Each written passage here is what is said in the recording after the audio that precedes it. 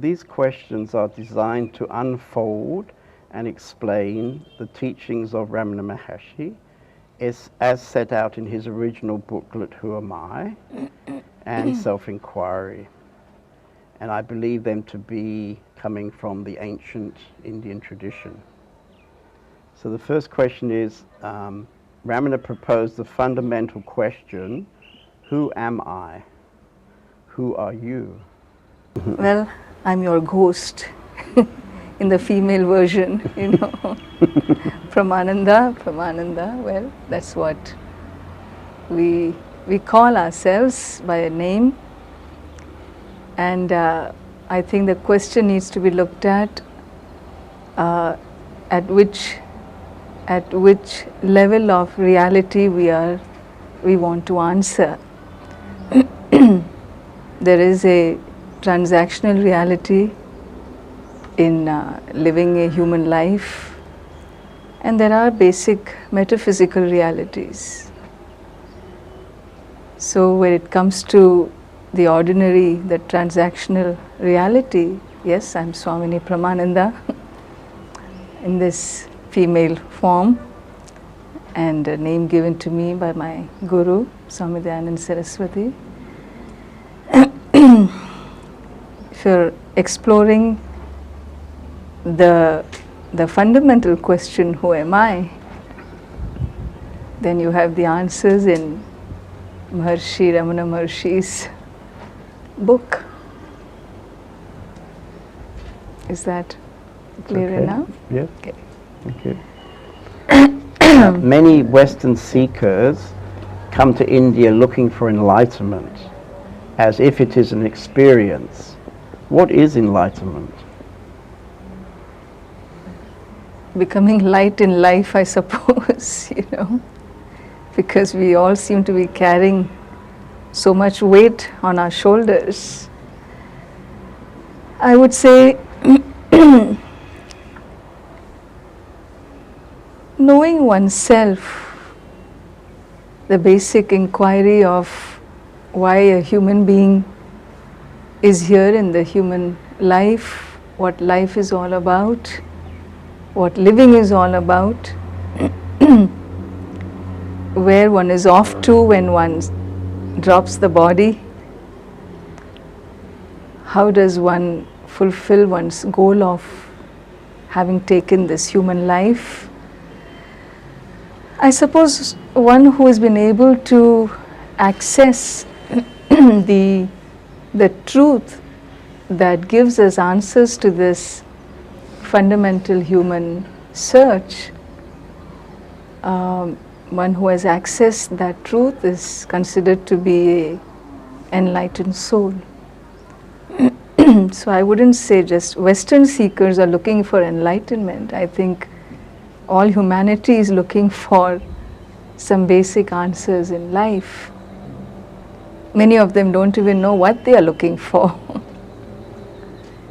And in a simple language of the ordinary human being, he would say, I'm just looking for happiness. If you ask anybody, what is it you're looking for? The answer is, I'm looking for happiness. Whatever I do, I basically want to be happy. And so I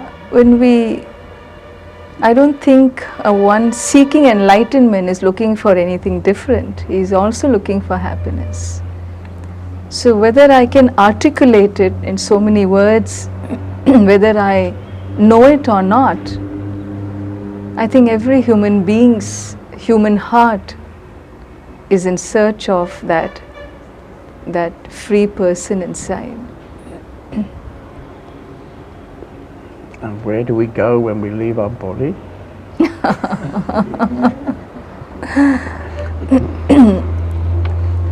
I don't see that as a related question. It was a little bit tempting.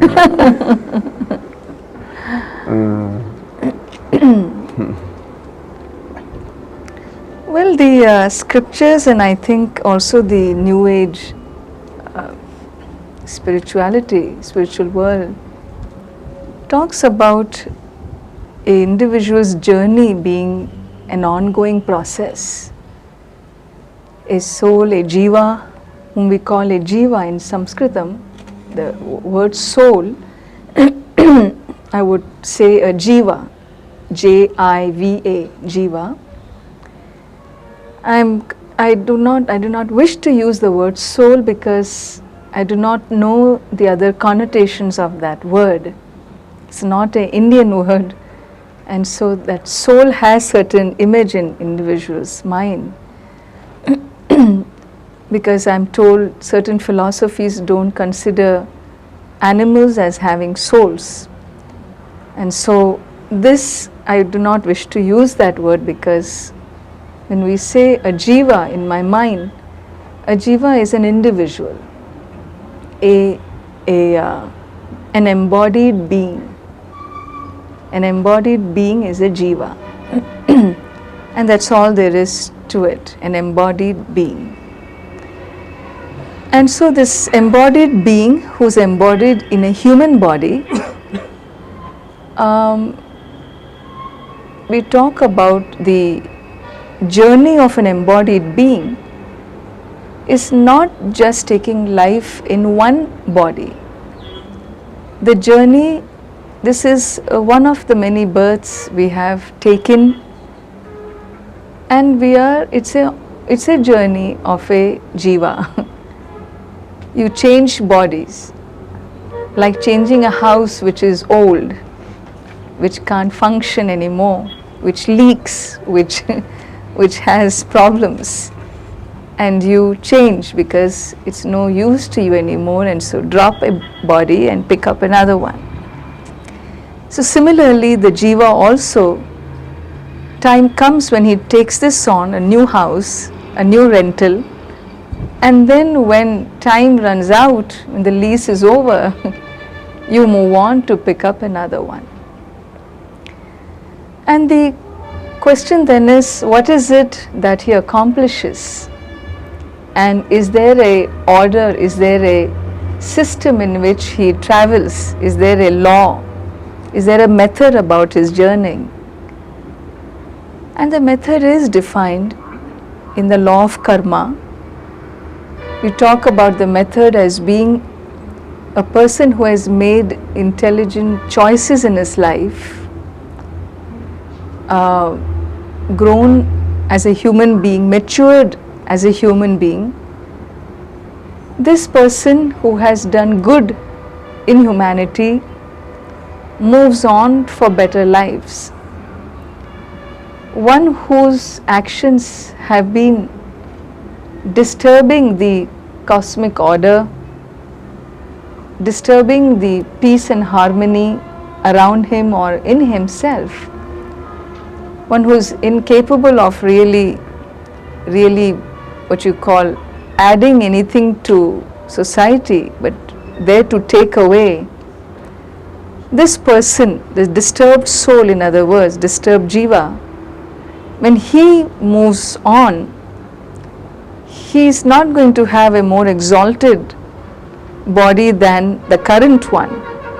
He is given a body appropriate to what he is capable of.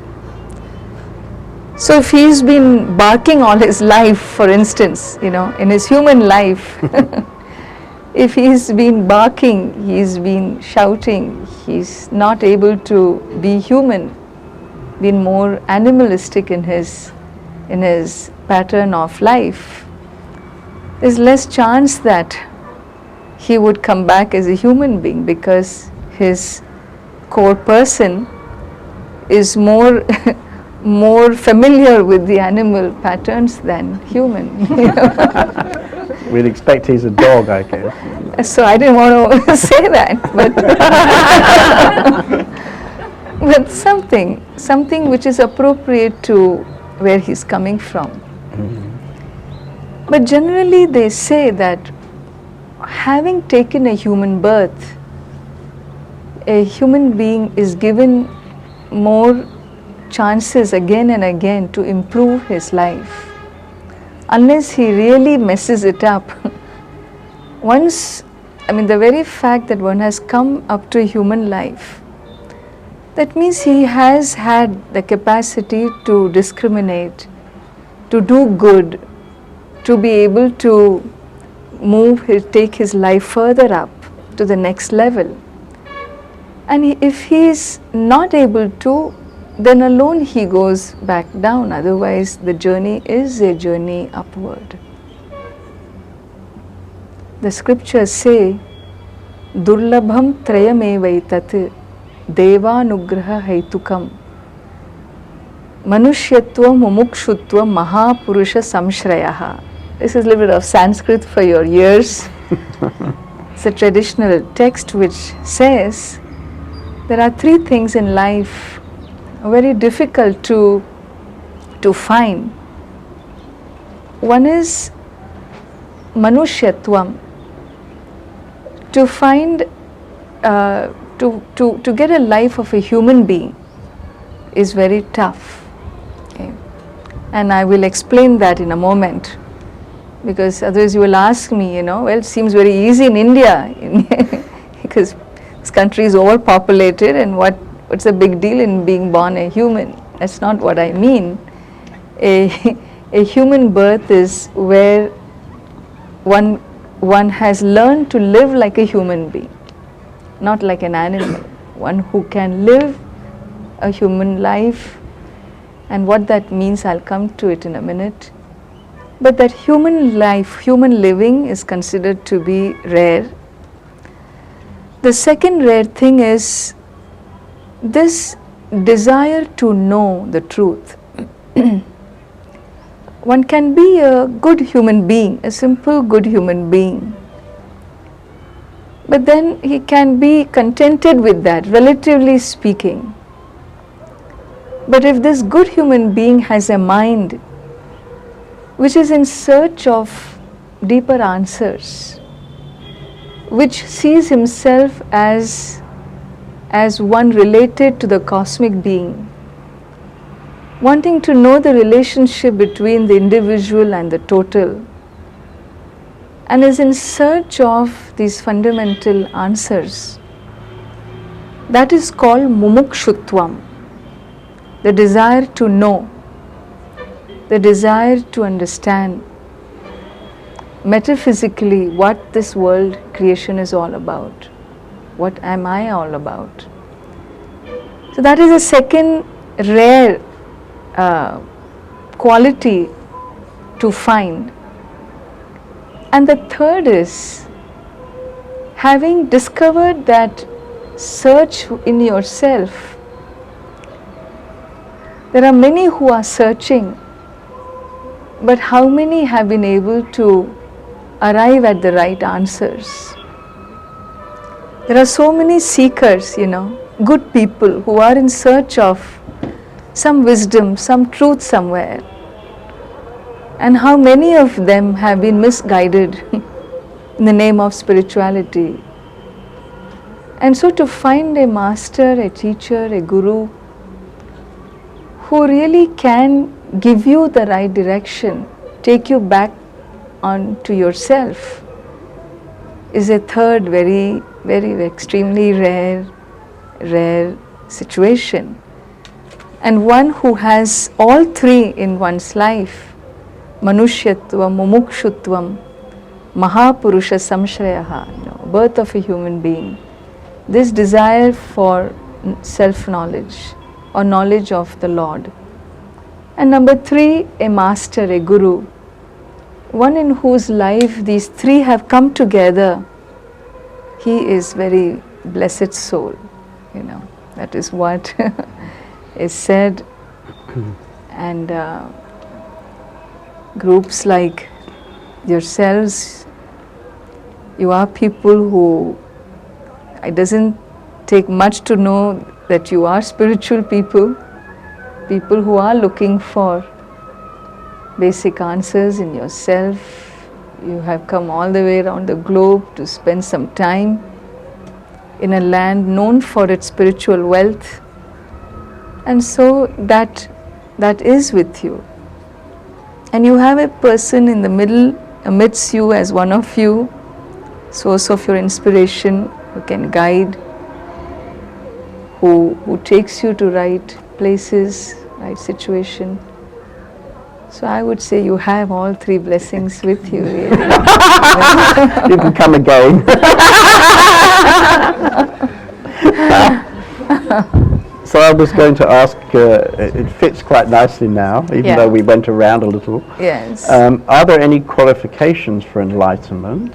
Is sadhana necessary? And if yes, what form do you advise What form of qualification? of spiritual practice? I would say any knowledge requires qualification.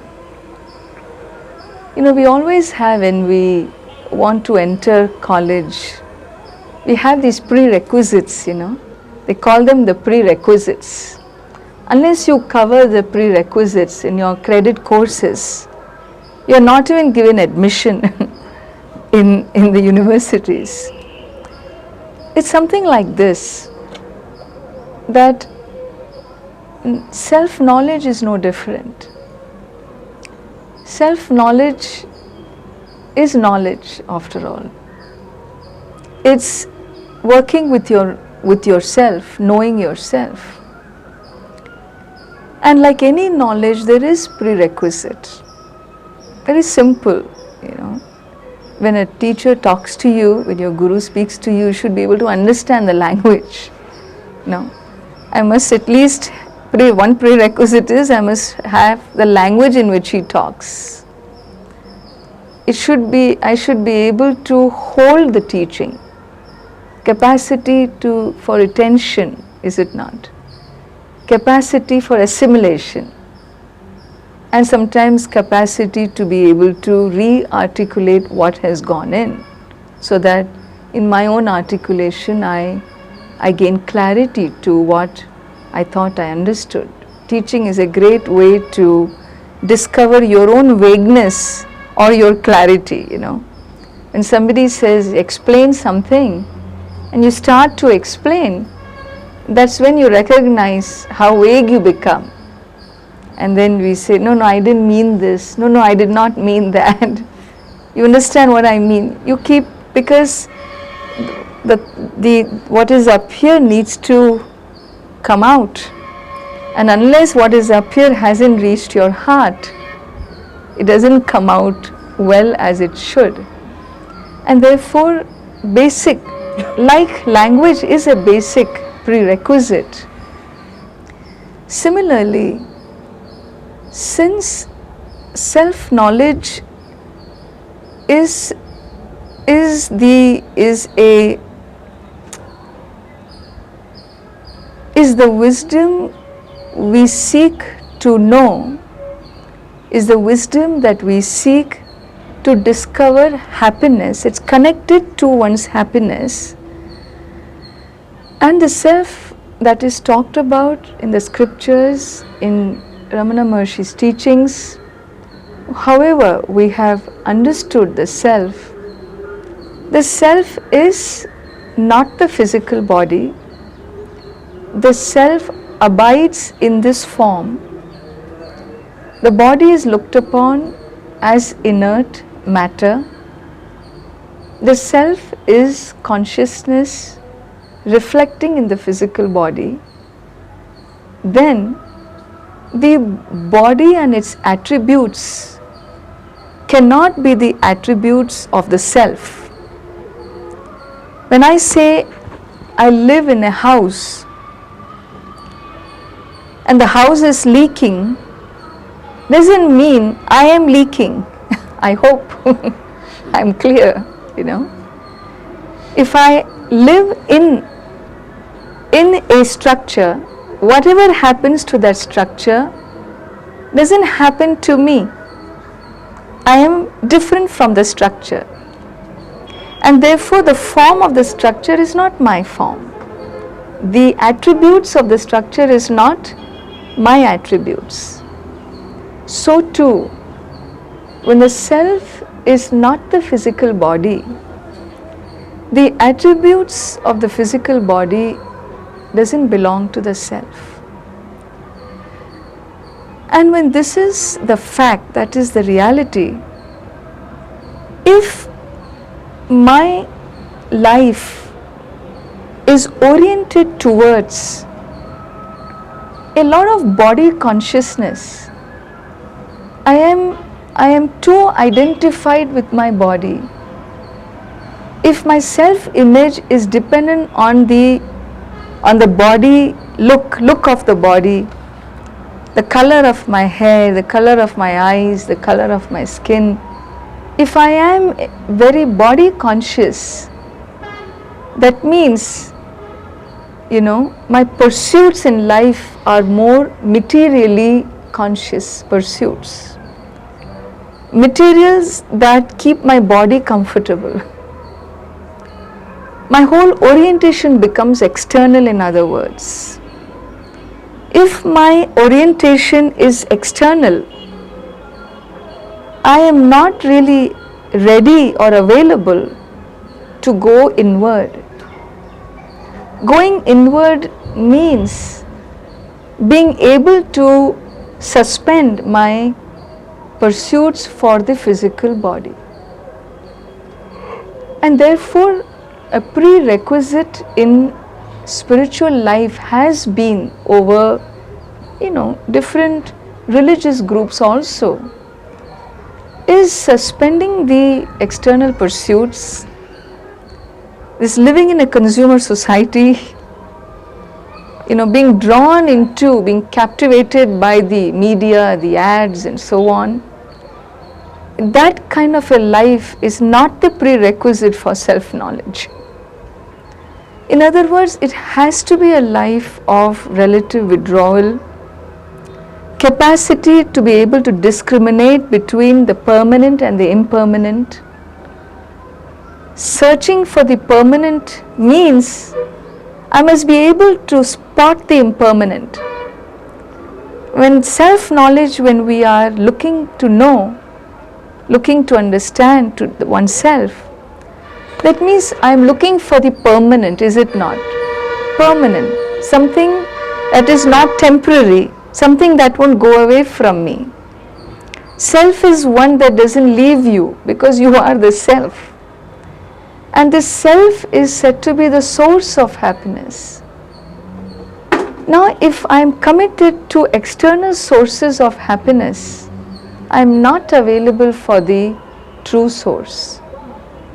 And therefore, very naturally, a very important prerequisite for self-knowledge is the capacity to be able to discriminate between the permanent and the impermanent. And once I have discriminated, then I pull my life away from the impermanent and pull it towards the permanent. This two prerequisites is called Viveka and Vairagya in Sanskritam. In English we say capacity to discriminate between the permanent and impermanent is Viveka, and dispassion from the impermanent is Vairagya. These two are two important prerequisites that we talk about. The third prerequisite is becoming that human, that first point I mentioned, being human. So one's own growth, the emotional growth of a human being. Emotional growth means being a good person. In my thought, word and action, I am aligned. I don't victimize people in my anger against myself, against the world, against God.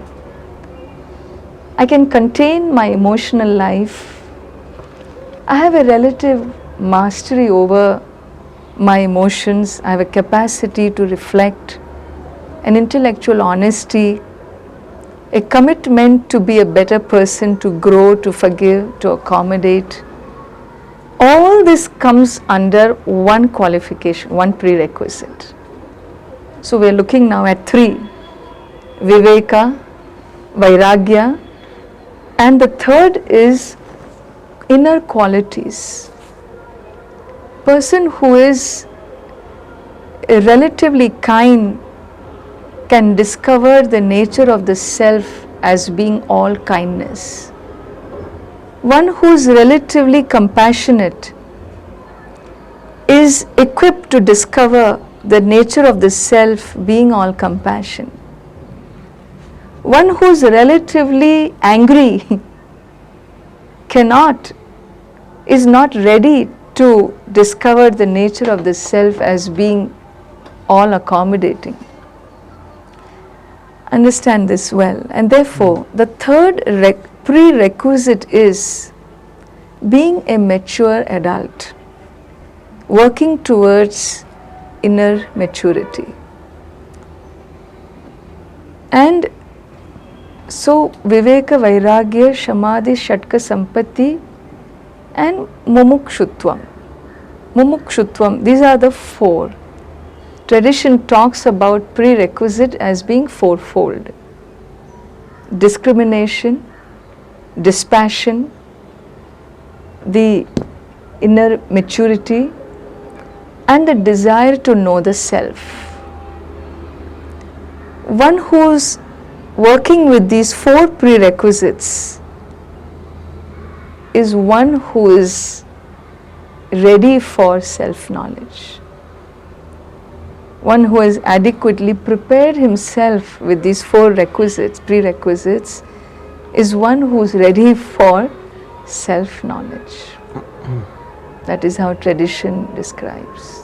And do you suggest any practice that can help the achievement of those prerequisites?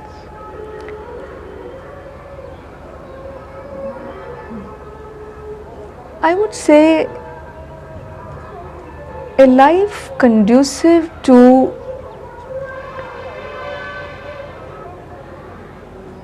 knowing what is permanent and impermanent, conducive. Therefore, being with like-minded people.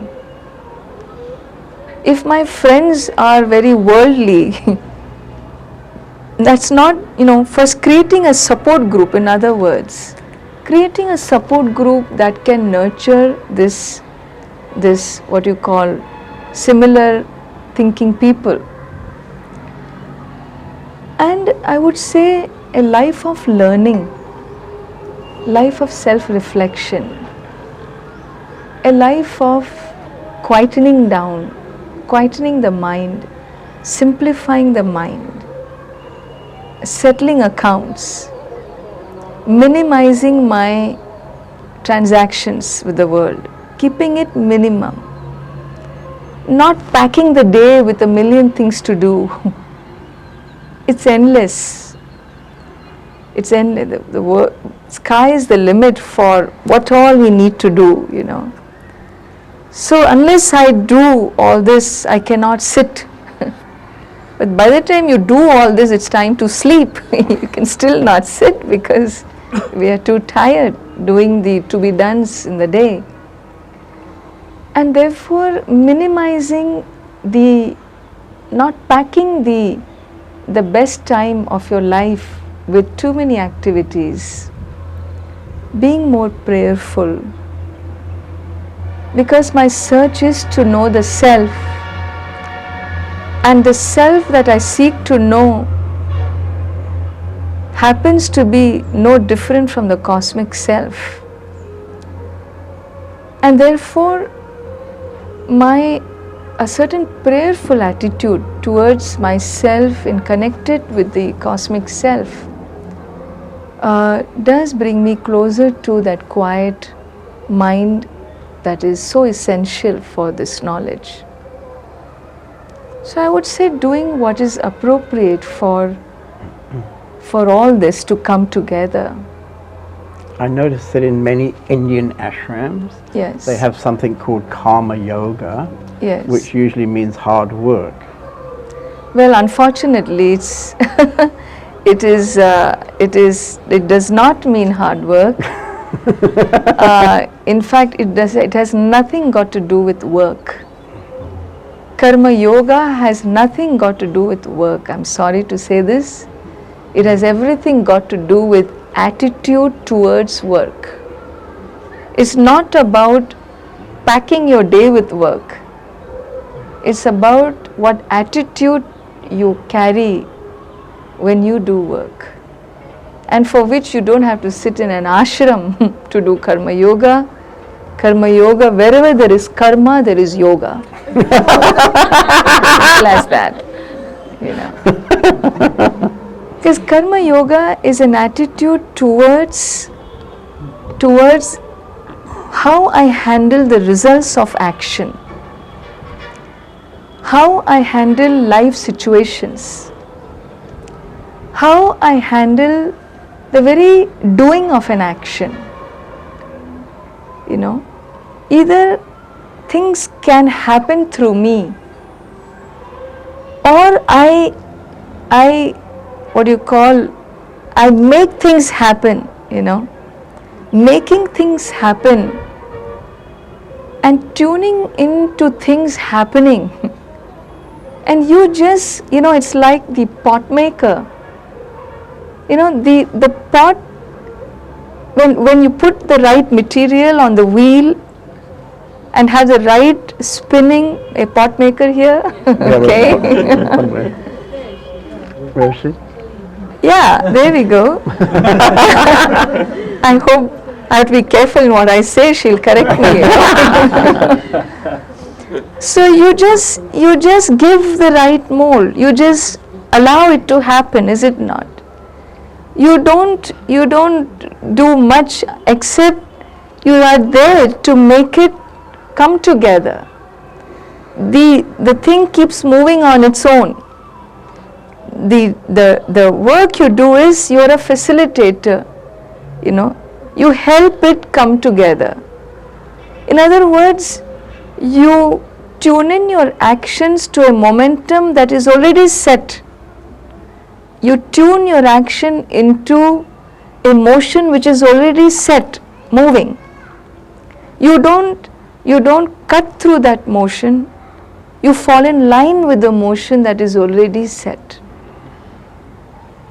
When we have come into this world, we've all come with our own karmic package. And that karmic package is unfolding in our lives as our destiny, through our relationships, through our loved ones, through our hated ones, through all these intense emotions that we go through. In the land, we have karmic connections to land, to people, to animals. I'm sure I have some karmic connection to all of you, because I wouldn't be here today.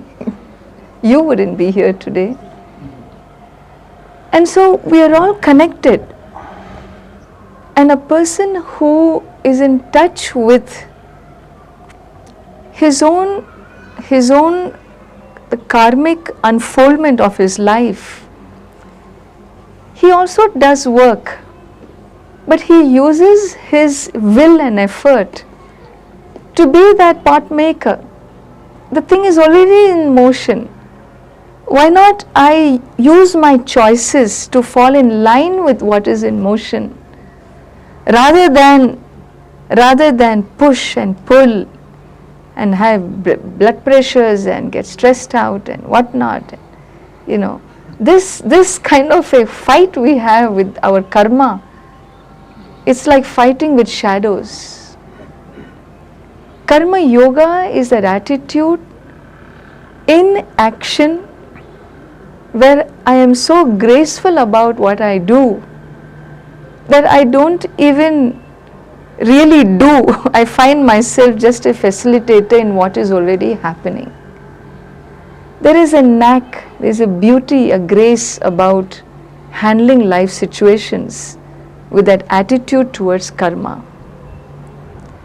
Similarly, when the karma results come to me, every action has a result. That's law of karma. Law of karma is twofold. Or everything that you do has a result. Number two, the result that you gain is in keeping with the action done. And so if you lift your leg to place it in front, this is a step you have taken forward. The result is you have walked ahead. The result will not be that you would go back, you would be ahead. So the action you do has a result, and number two, it is in keeping with the action done. And therefore, the results, when they come to me, every result is again twofold. One is seen and the other is unseen. This is how karma defines. If I do good to a person, there is a seen result, I give charity, help somebody, poor person. There is a seen result. Seen result is my pocket is empty, very visible. And his pocket is full. He is happy, I am happy, I could help. This is called an experienced result, a seen result. Every karma also has simultaneously an unseen result, which is not seen. It is not fructified. It goes into your account, into the cosmic karmic account. And if it is a good action, we call it a good unseen result called punyam that goes into your credit, an FD account. It's an FD. If it's a bad action, a wrong action, you get a seen result, you go to jail, and the unseen is credited to your account called papa, punya and papa. What they translate as sin, but I do not again want to use not knowing the exact connotation of that word. Punya and papa, the good unseen and the good and the bad unseen results, which have gone into your FD. At a future date it would fructify, mature, the FD would mature. And that future date can be in this life, need not be in this life. So while I'm doing a good action, if the bad FD fructifies, matures, understand, you don't see the result of your good action, you get a slap. Sometimes you do good to people and then they pull the carpet from under, they hurt you. You don't see. But it's not that you don't see, you are getting in life what you have put in. Therefore, the attitude towards karma yoga towards result is that capacity to accept the results of the action when they come to me. Not that I don't expect always the best. I expect and I work for it. But what will come to me in life, I do not know. But when it comes, whatever comes, I trust the cosmic justice. I know that the law of karma will not fail because it's a law, like the law of gravity never fails. Law of karma never fails. I trust that so totally that I can receive the results of action with grace. Understand that attitude towards action, attitude towards the result of action, which takes into account the cosmic order, the cosmic law, the cosmic justice. One who has brought that into one's awareness, he is the one doing karma yoga. Is there a cosmic judge? A cosmic justice. Not judge. You don't need a judge when the laws are in place. Only when there's violation you need judge. So karma yoga is an attitude towards action and its result. It's nothing got to do with packing your day with activity. Okay. That's what I understand from the scriptures. I mean, what you're saying about this cosmic judging is quite interesting for Western people, because somehow we've been brought up with the idea of a higher judge, Yes. God Almighty. And a lot of us are carrying inside us some kind of judge. We use this judge Yes. every day, Yes, usually yes, to yes. judge ourselves. Yes, yes, yes. Would you like to say anything about that? Yeah, that's very unfortunate, I would say.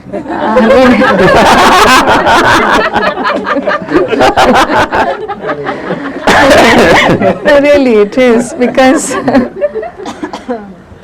because by the time we discover what we are doing to ourselves, we are already, half life is gone, and and the other half remaining we need to undo with habitual patterns of thinking. That's not easy, and but I would say, if one can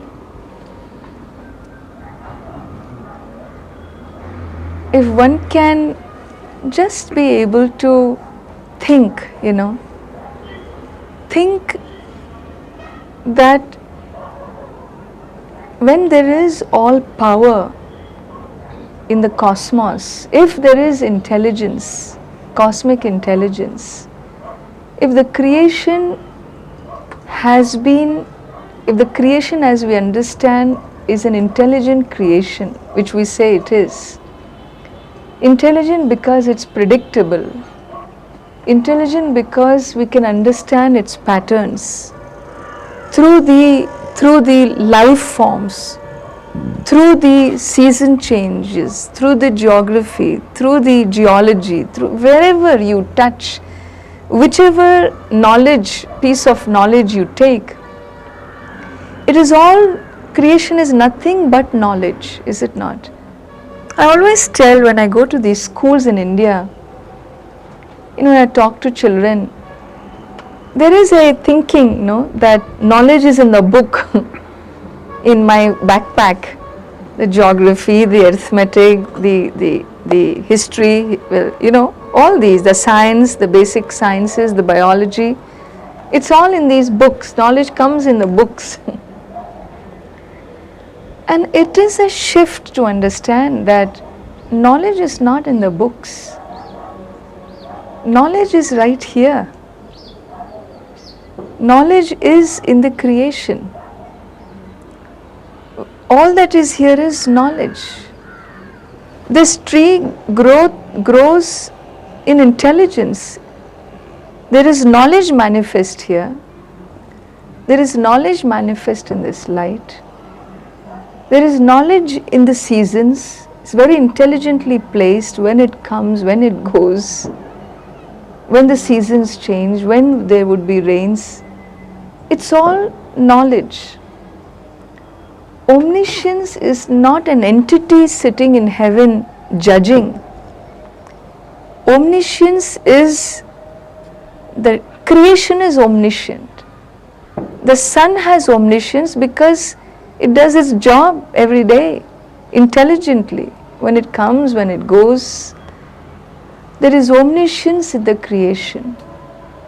Creation is omniscience. If creation is omniscience, then there is no entity separate from the creation called God. Omniscience is God. Creation is omniscience. Therefore, creation is God. All that is here is God. All that is here is intelligence, the presence of intelligence. In this breeze is Ishvara, is the Lord. In the air we breathe is the Lord. There is right amount of oxygen. There is right amount of carbon dioxide that comes out.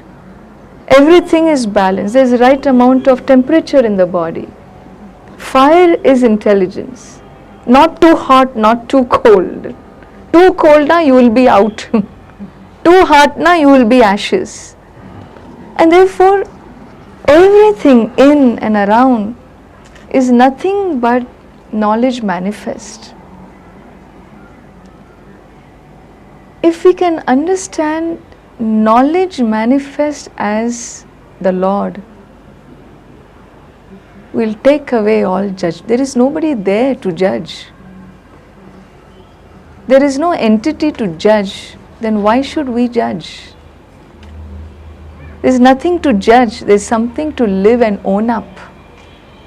I own up the intelligence. I own up the omniscience. I own up the self. I own up the vastness.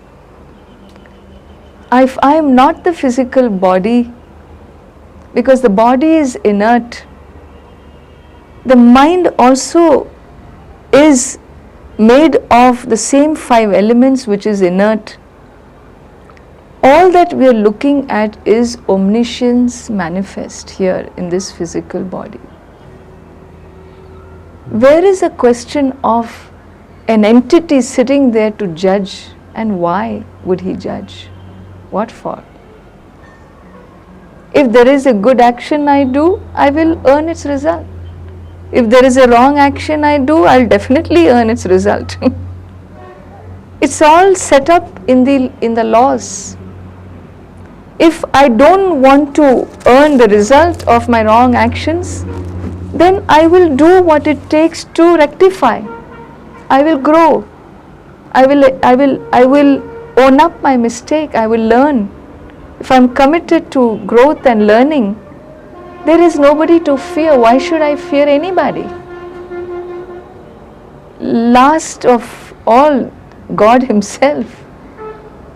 He cannot be an entity I fear. If there's anybody who should understand me, is Him.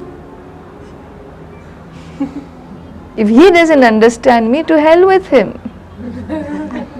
I don't need a God who judges me. I've had enough. You see? In fact, there is no God who judges. It is the laws that are at work. I'm working with the cosmic order, the justice. The more I understand karma, the more I understand my relationship with karma, if that can gain a certain, if I can have those breakthroughs in my understanding of karma and my relationship to my own life situations, I can really relax in that order. I would say one can really relax into the vast lap of the Lord. You know, His arms are open right here. If He's looking, He's just say, come on, come in my embrace. That's Arunachala. At least whenever I look at Him, I always feel, He says, come on, you know. That needs to be the omniscience message to us. Especially when He is all power and my power is like power of an ant, you know. What is my power as an individual? How can He, the big man, be judging me, the tiny toddler? And therefore that's very incorrect. I need to drop it from my life. If I can just drop that, as it was one of those bad dreams I grew up with, and let it not influence the rest of my best years, coming years, I can open my heart to that trusting the cosmic justice, you know. Do you have any tiny little technique that could help to drop this inner judge?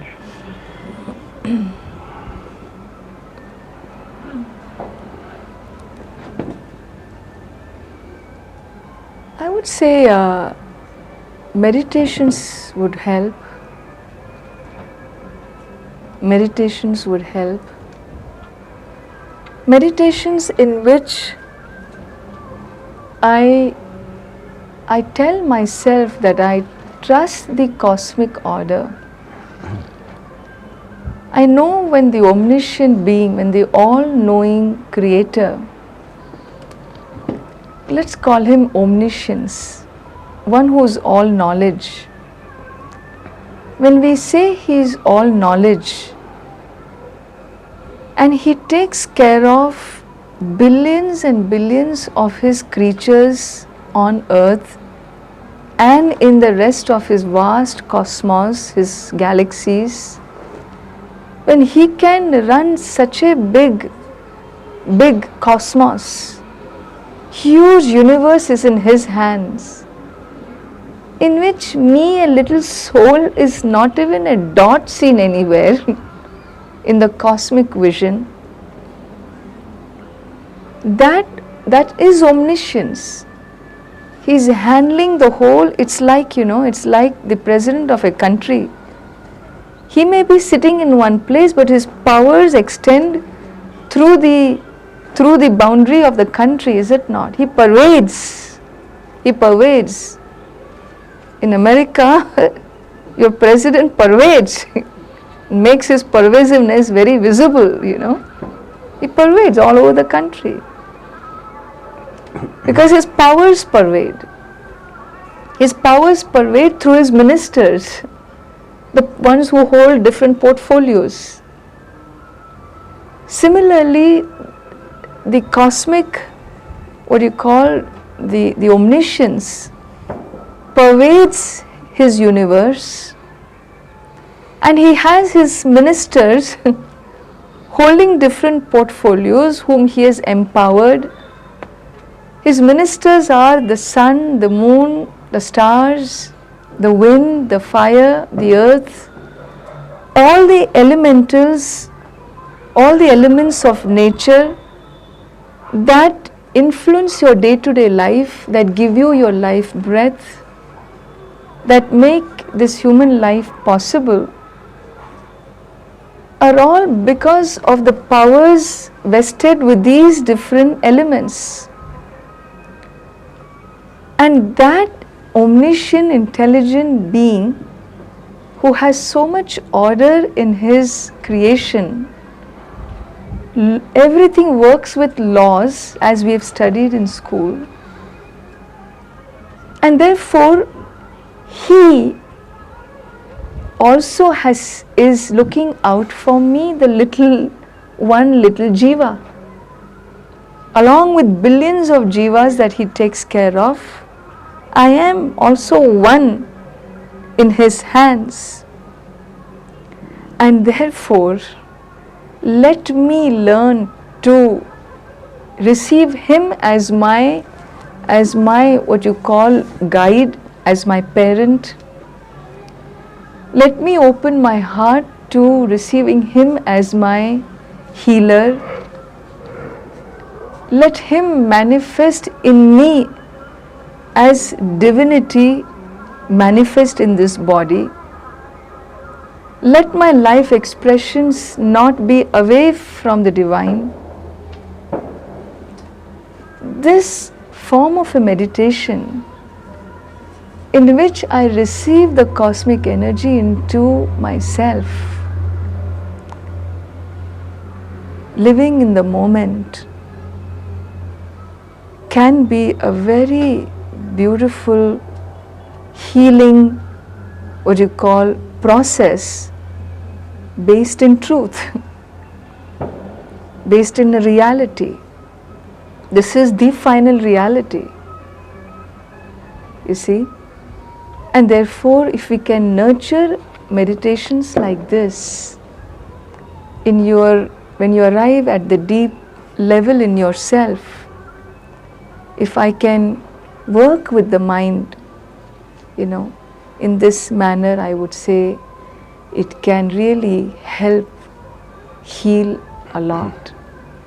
Apart from this, learning to understand life situations not in terms of why this is happening to me, why me, we have this why me business. This why me is that victimized mind, Instead, if I can, as part of my healing, understand that whatever has happened, now it's past. Let me today as an adult, when I'm not helpless, I'm in charge of my life, I have choices I can make. I can be here or I can walk away. No one can stop me. I can do what I want. As an adult, I choose to close my accounts with people. Closing accounts means forgiving, accommodating. One thing I can only say in terms of what I do for myself, if what I talk to you is how I work with myself, I'm trying to address this. One, as I said, meditations where we bring in the cosmic, maybe the cosmic light you want to call it, the cosmic light, the cosmic justice, cosmic omniscience, and work with that light to heal. Okay, this is one thing. The second thing I consider very important in our journey is what the scriptures say in India. I have taken that very much to my heart, and I work with this and I find it very, very helpful. That every human being that is born with certain debt. You know, debt, D-E-B-T, debt. We have certain debts that we have come to clear. And in these debt, debt is something you clear, you know. You don't keep it going. It is not the credit system, you know. It is something you clear your accounts. You have to close your accounts. So in the journey of the Jiva, he has a lot of credit debit, you know.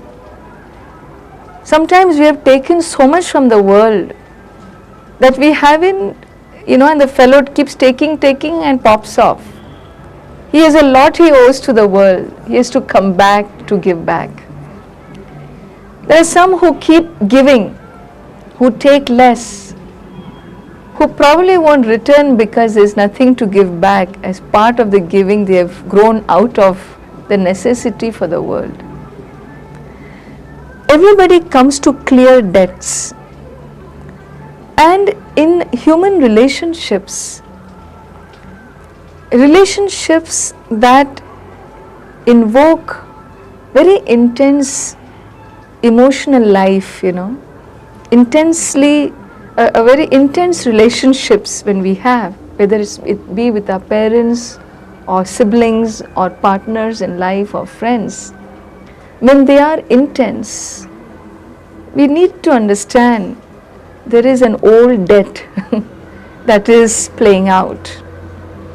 Old debt, in the sense, maybe I took something from this person. In this life, I have to give back. Or, you know, that's why you find yourself being more a giver than a receiver in a relationship. And no matter how much you give is not enough. And you wonder why, and you walk away from one relationship only to end up in a similar mess all over again, you know. Because it's not about the other person, it's about you having to clear the account. And therefore, the clearing of debt is a very beautiful concept that helps me in accommodating people, in outgrowing a relationship, in being kind, being human, in being sensitive to others and their weaknesses, their limitations. And with this, I even settle. Internally, I settle. There's no judgment here. I just keep working towards clearing my accounts with the world. And I personally, I have found this a very beautiful attitude wherein you look upon every situation as a stage to give. Can I give here more than take? If I can give and walk away, I'm free, you know. So that becomes a inner challenge and inner process of growth. I would say that could be another very beautiful, graceful way of handling relationships, sometimes which are difficult, that you can't get out of, that you're stuck in, and you don't know what to do, then you search for strengths in yourself to be bigger than the other. I hope I made myself clear. It's all part of the prerequisites, understand? So we've nearly got to question 4. Question 4. Okay, maybe I should shorten my answers. Okay. So Ramana said self-inquiry is the most direct route to realizing the self. What do you say about self-inquiry and how to conduct self-inquiry? I'm sure Ramana said that too in his writings, no? He suggested yes also. Can I know what in your understanding is Well, his that's also quite a long answer. I mean, Yeah. in your system of teaching, are you not usually there is nothing suggesting self-inquiry? there is nothing different from what Ramana said here. He did one thing if I could add here is that Ramana Maharshi, we look upon him as a rare person, a rare soul, a Mahatma, who in his young age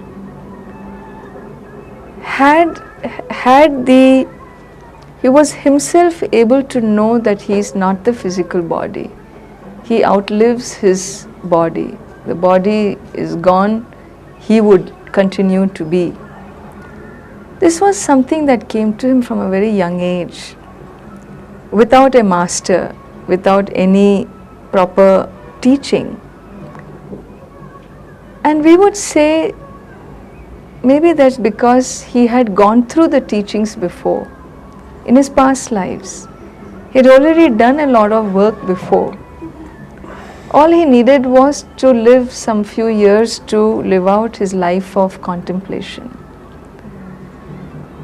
And so self-inquiry in the tradition is talked about at 3. Self-inquiry is a composite of 3 elements. The first is Shravanam. Shravanam means listening to the master, learning about oneself, learning about the self in a systematic manner. God is taught in the tradition. The nature of the Lord, of the divine, or the nature of the self, both mean the same here, is taught in a systematic manner. There is a method of teaching, structured teaching. That we call Shravanam, which a guru gives you, a teacher gives you when you go and live with a teacher. As part of that learning, when questions come up, like when we say, okay, if the self doesn't die, if there is no birth, no death for the self, then who dies? What dies? You say, I am not the body, but when the body there is pain, I feel the pain. What does this mean? How do you reconcile what the mind understands and what the scriptures say? Does it align? When the scripture says something and my mind opposes, then I don't agree with the scriptures. So there is a second component. What the scriptures say, does my mind understand or flow with it? If it doesn't, then those questions are addressed by that very same teacher who teaches. This is called Shravanam Mananam. Mananam means reflections. So you learn, and as you learn, you reflect. As you reflect and you don't understand, you again relearn. This is a process. The two components is a process connected with the teacher. You do it with the help of a proper guide. Having done this, having understood the nature of the self as scriptures tell, still in my life I may behave differently because I have some old patterns of behavior. It's like a bad habit, you know. You can't just drop it. You know it's bad, but then you still smoke or do whatever, or go this way or this way. So certain habits are hard to drop because of habitual patterns. Similarly, body identification, they're all habitually what you call carried by the jiva through so many lifetimes. If I need to dissociate there, I require to materialize these teachings with the help of a contemplative life, and that is called sitting in meditation, meditating, inquiring into the self, or recalling the words of the scriptures you have learnt. This third component is called nididhyasanam or dhyanam or meditation. So in the tradition we talk about self-inquiry has three components: Shravana, Manana, Nididhyasanam. Two with the help of a teacher, guru, third by yourself. And so Maharshi talked about the third because that's all it took for him. He didn't need an external teacher. So people think we don't need a person. But I do not know whether I can make myself an exception to the rule like Ramana was an exception. Or if I am an ordinary soul, then as an ordinary person, can my tradition help me? Can my spiritual culture help me? Spiritual culture says yes, learn, know through the proper teacher, reflect on the words, stay with the guru. And once you have gotten, your mind can understand, you have enough viveka vairagya, you have covered all your prerequisites adequately, and you have the teaching, then this will definitely materialize in your life. The third will be a walkover. The third stage will be a walkover. That's how I understand. And in fact, when he was asked, who is your guru, he used to say Arunachala was his guru. Yes, yes. And he also advised people that it's useful to have a living guru. Yes. Yeah, so, yes.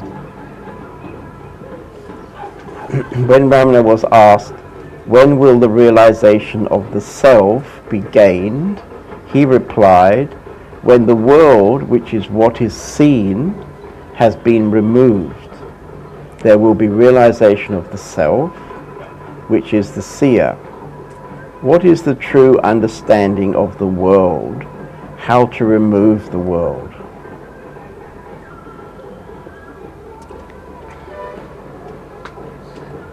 Removal of the world,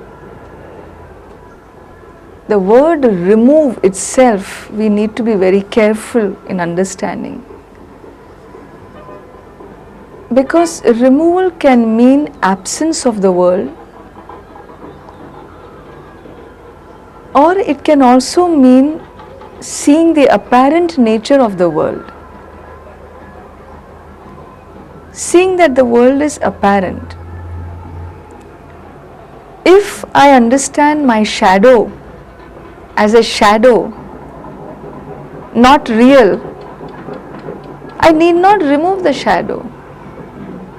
Because shadow cannot hurt me. If it's there, it's there. It's not there, it's not there. So, in other words, I have cognitively removed the world. remove the shadow.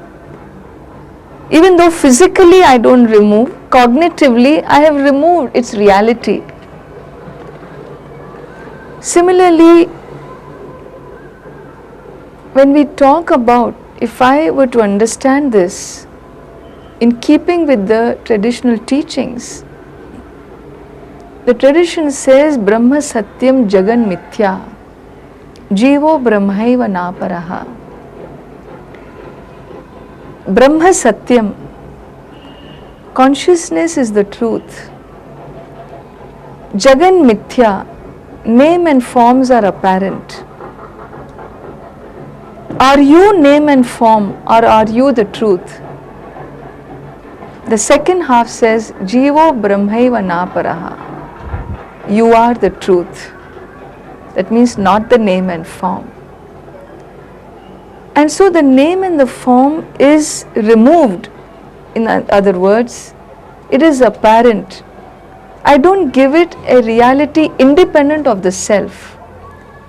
Removal of the world means you do not give the seen world a reality independent of the seer. There is no seen minus the seer, but there is a seer minus the seen. Even though when there is nothing to see, the seer is not called the seer is called pure consciousness. Pure consciousness gains the status of the seer when there is something to see. So, the removal of the world means removal of giving the world an independent reality. The world doesn't exist independent of the seer, the consciousness. The consciousness is the truth, the world is incidental. Whether it is physically seen or unseen is incidental, but its reality is dependent on the consciousness, witness consciousness. That is how Vedanta teaches. It has been suggested that the mind must be destroyed for liberation to occur. Do you have a mind? Ramana used the term monanasa. Is it monanasa? Monanasa? Monanasa? Monanasa? Mano. To describe the state of liberation. Monanasa, number 6. 6. Yeah, monanasa. Oh, Mano Nasha. Okay, yeah. No, the spelling is wrong. Spelling is also wrong. Ah, okay. It is M-A-N-O, Mano Nasha. Okay, sorry. Yeah. To describe the state of liberation, meaning destroyed mind. How to destroy the mind? His work, Upadesha Saram, I'll have to look up the actual section. He talks about Mano Nasha versus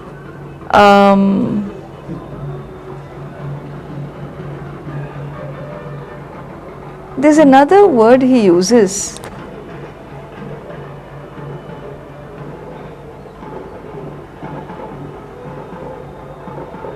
Let me not make a comment without looking into this closely. Okay, yeah. It's a very Because there are two expressions he does use, and he does say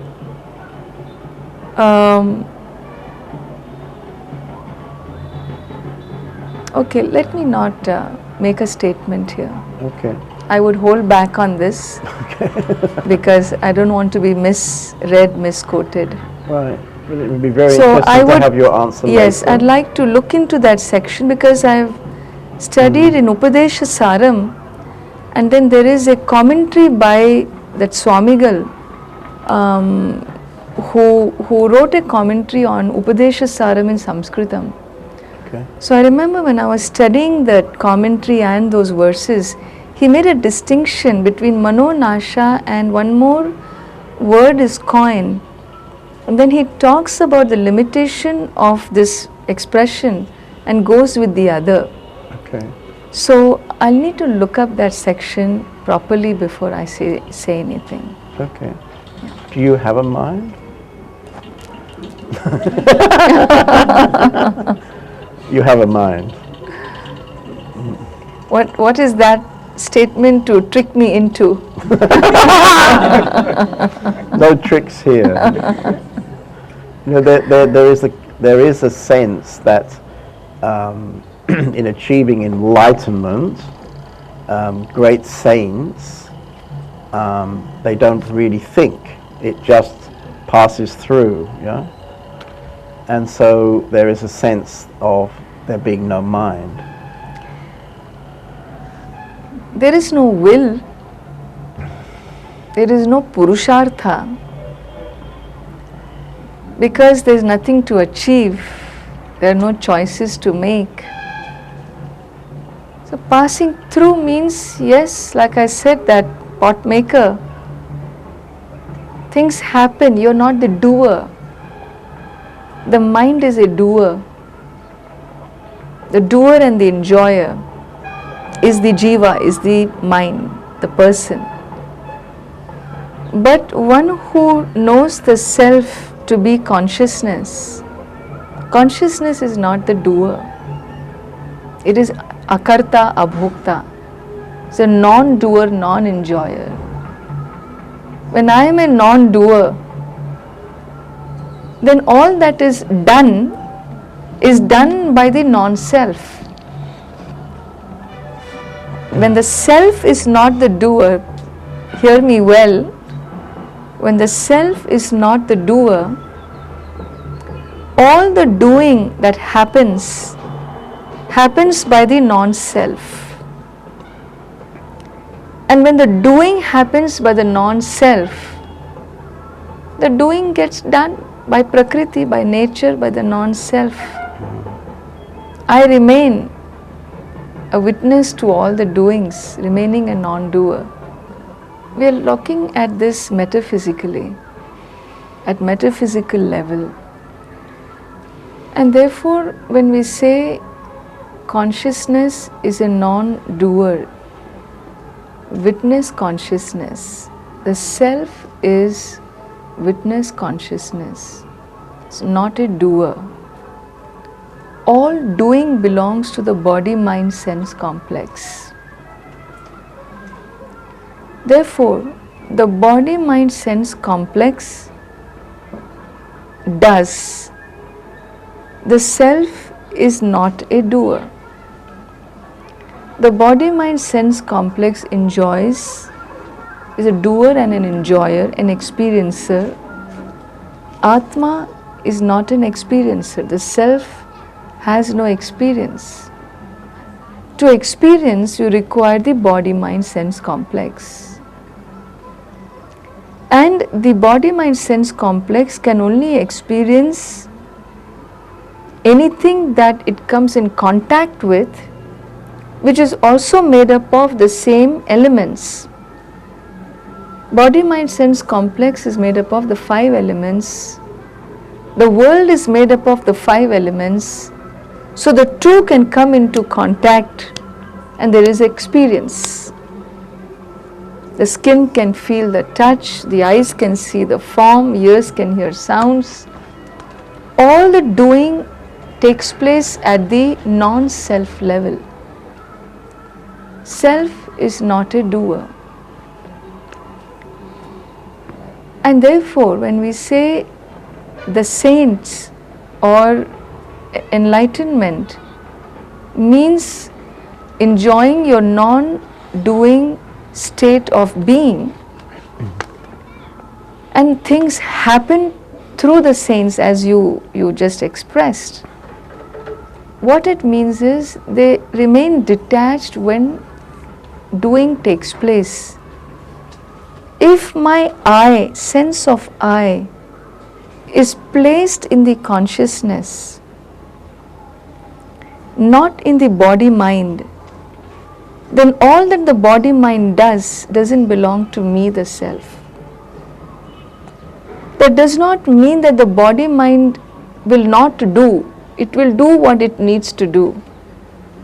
But the doing is not owned up by the self. The self remains a non-doer.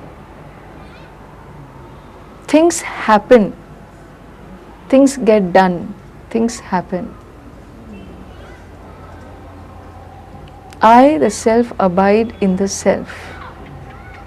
There is no doing involved here. I am consciousness. In consciousness is this body. In consciousness is the creation. In consciousness is Arunachala. In consciousness are the stars. In consciousness is you, she. In consciousness is the whole, is the stars, the moon, the sun, the hills, the earth. In consciousness is the planets. In consciousness is the galaxies. All that is in consciousness. That consciousness is the self. Period, full stop, it ends there. There is no place for a doing or being a doer there. There is nothing to be done. All that is done is done. All that is to be done is done. So all the doing that takes place. It is not done by the self. It is Prakriti, that's Mithya. All the doing is Mithya, it belongs to the body-mind complex, which is not the self. Therefore it is apparent. The self is Satyam.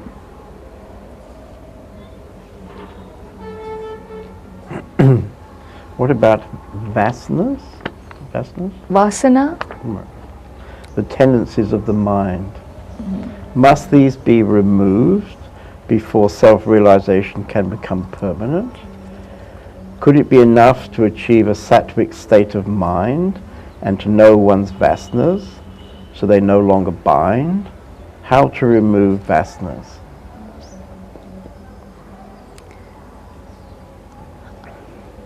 You know, the third stage of the third component of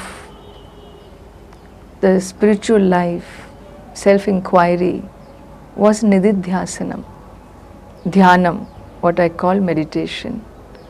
Meditating on what I have known about myself, so that my habitual patterns before knowledge, whatever my habitual patterns were of body identifications, can be falsified in light of my knowledge of the self. Removal of the vasana or working towards a state of mind where the vasanas does not disturb me is that third component. We are just putting it differently. Vasanas can also remain as long as they don't disturb the quiet of the mind. The Upanishad says, Sakashayam vijaniyat samaprapta na vichalayet. Sakashayam vijaniyat. In your meditation, when you sit, and if there are certain things that come up, which happen, like when you are sitting on the lake front and then you are watching the still waters, and then suddenly one bubble comes up and pop, it just bursts out. Then again it is quiet. After some time another bubble comes up from the bottom and again it pops. What do?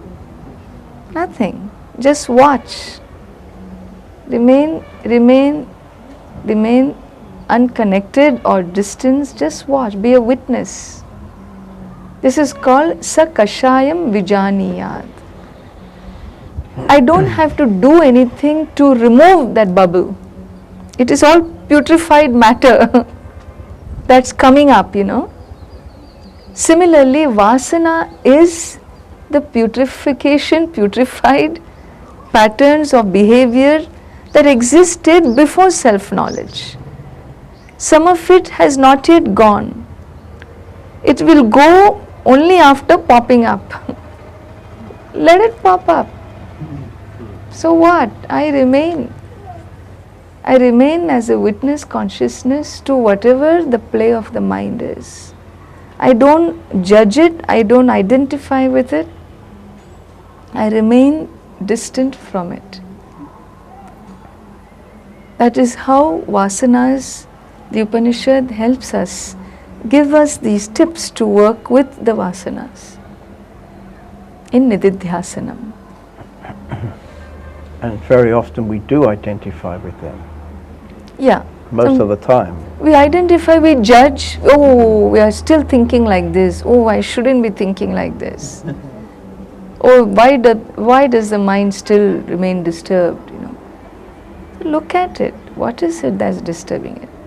Something like, you know, if there is a wound which is not healed, it draws your attention through pain. If the wound did not pain, you won't even know. Very soon hand has to be amputated because you didn't even know there was a wound. It kept growing, there was no pain, and you didn't take care of it, there was no extra attention given there. And next thing you know, the hand is gone because there was no way to know. So pain is a boon. Pain is a great blessing. In pain, my attention is drawn, mind telling me, hey, look here, you need to address this, you are hurting, please see, there is some kashaya, there is some vasana, there is something there from the past, look at it. And then I look, yes, let me see what is there to be looked at, what needs to be worked through, instead of judging, hey, why are you there? Pain, you shouldn't be there. After 10 years of spiritual practice, you are still there. I walk away from my guru. You know? He didn't work out for me. Get mad at him. You didn't tell me my pain will continue even after 10 years of hanging around you. You know, you're a phony. You're the poor guru. You know, this is how gurus get into trouble, trying to be kind. Because somewhere the blame has to go. I'm so angry that is there. I'm angry because I have judged. I have decided it shouldn't exist. And it exists, therefore somebody is to blame. Of course I can't blame myself. I'm the victim. So who's the next one you can blame? Where there is a safe person, kind person who can receive the blame. When I'm little, it's my dad, my mom, and I'm older, it'll be this. This is the only unwise things gurus do, you know, allow themselves to be sitting ducks for all transference issues. That's the only place their wisdom we question, you know, why? It's nothing to judge, it's something to, again, the knack of remaining a witness consciousness when kashaya or vasana brings up issues. So in a sense you're saying the vasana is there but has no harm if we're witnessing it. Yes. If it's still motivating our actions because there's no witnessing, then we're Then we need to look at it. We need to address it. All we need to do is, if we are not able to remain a witness, if we identify with it, if it brings out pain, if it brings out some other memories which disturb the quiet of my mind, then I need to come out of the meditation and address it. Look into it, write, do your journal work, do imageries, recall the situation, try to see where, as a child, okay, this happened, but now as an adult, how can I save the situation? What can I do to close that chapter, clear my debt, Rinam, close that chapter. What is it I can do? Would you advise? Sorry. Therefore, that process, when I go through it, because the mind attracted my attention to that pain, once I have addressed it, then you go back to the meditation, it will be more settled. It won't come back. So would you say that there are sometimes things, structures very strong, which would benefit from some kind of psychological therapy? Yes. I would say psychological therapy, you can call it, you can even call it, modern Western world has really come up with some wonderful tools. I mean, I don't think we need to worry about only tools that the East has to offer. Today, Western world with your regressions, hypnotic regressions, past life regressions, we have so many methods. We have these meditations in the West, healing meditations, calling the white light, Reiki. These are little tools, but they are not that little. They do wonders. If I can work with them, they do wonders. Brian Weiss, others, they have done some phenomenal research and results they have talked about. So some of our issues are not necessarily connected to this life alone. Sometimes it's not just about a therapy where you sit and go for counseling. It's connected to some core issues from previous lifetimes, certain patterns, certain very vulnerable patterns of behavior. And so when you can address them through regressions, past life regressions even, you have cut through time, You have accepted Jiva as beyond this physical body. You cut through time. And the intelligence, inner intelligence, brings you back to those situations and helps you heal because you're ready for it. So there are tools today which can be used, and they do wonders. Wonders towards healing. So a little bit of a technical question coming up.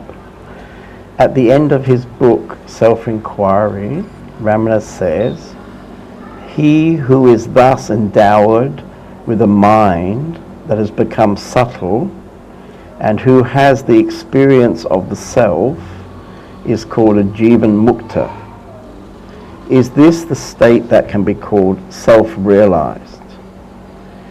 And when one is immersed in the ocean of bliss and has become one with it, without any differentiated existence, one is called a I may get this wrong, Viha Mukta."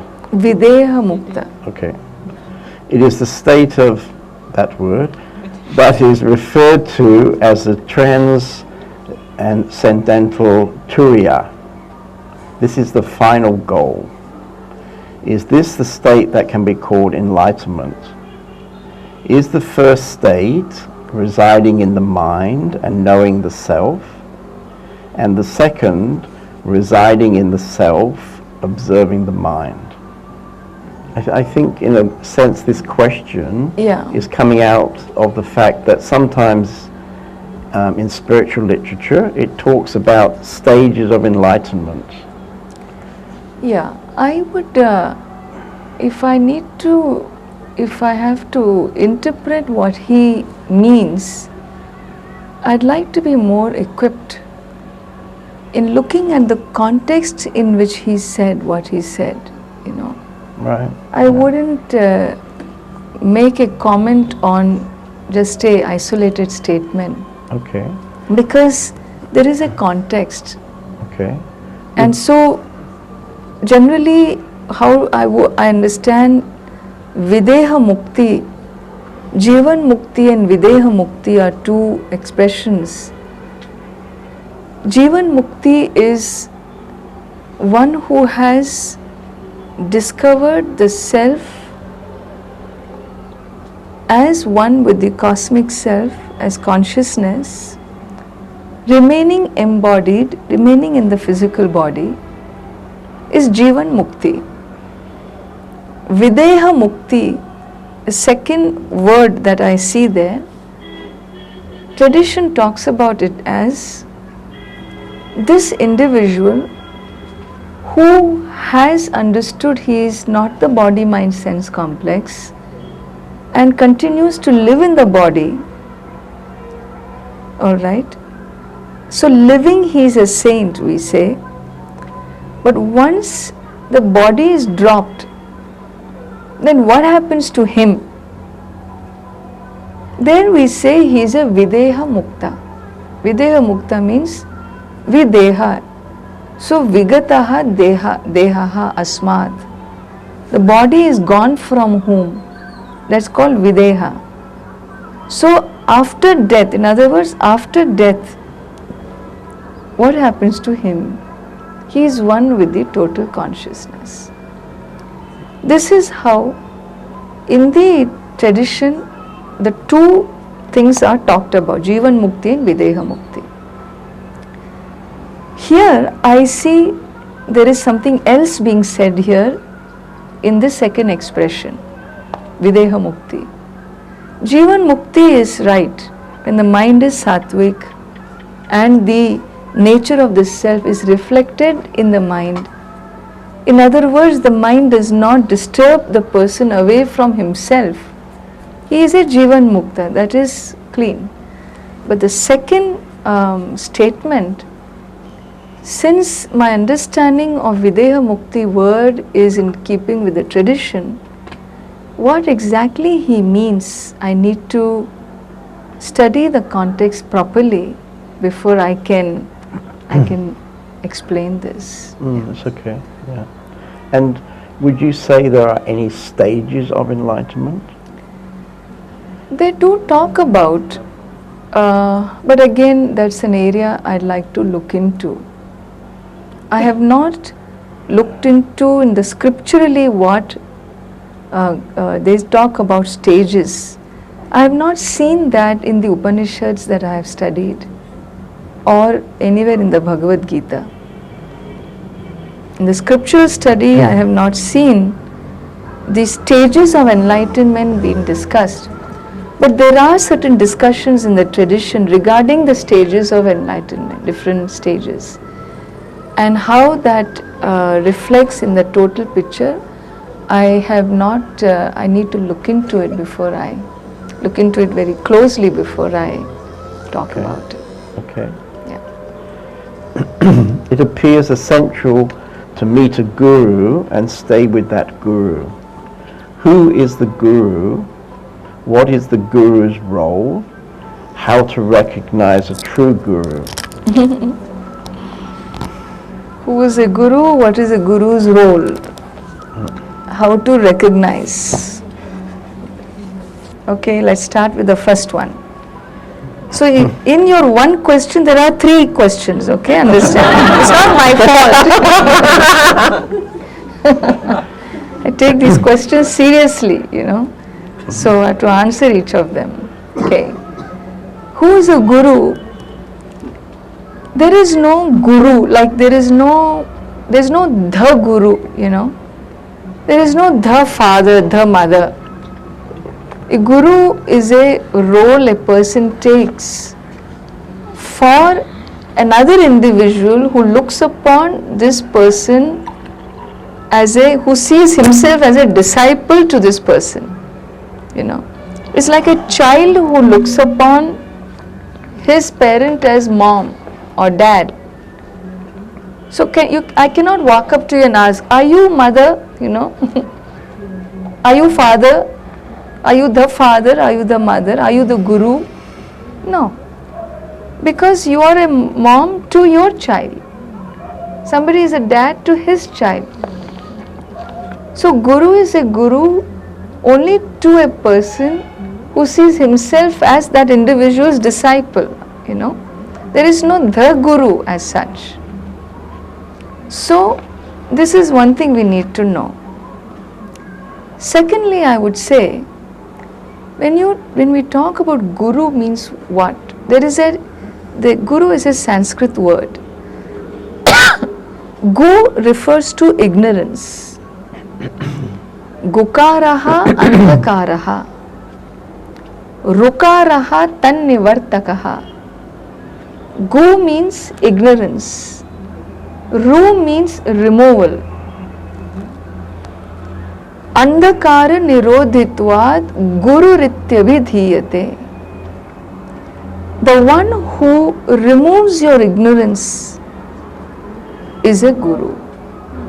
Person is a guru for you if he can or he or she has been able to